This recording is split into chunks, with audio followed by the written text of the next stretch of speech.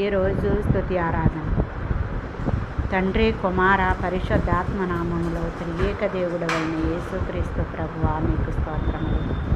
సమస్త దేశములారా యెహోవాని గూర్చి ఉత్సాహధ్వని చేయండి. సంతోషముతో యెహోవాని సేవించుడి. ఉత్సాహగానము చేయించు ఆయన సన్నిధికి రండి. యెహోవాయే దేవుడని తెలుసుకొనిడి. ఆయన మనలను సృష్టించెను. మనము ఆయన వారము, మనము ఆయన ప్రజలము, ఆయన మేపు గొర్రెలము. కృతజ్ఞత అర్పణలు చెల్లించుచు ఆయన సన్నిధిలోనికి రండి. కీర్తనల పాడుచు ఆయన ఆవరణలోనికి రండి. యెహోవా దయాళుడు, ఆయన కృప నిత్యముండును, ఆయన సత్యము తరతరములుండును.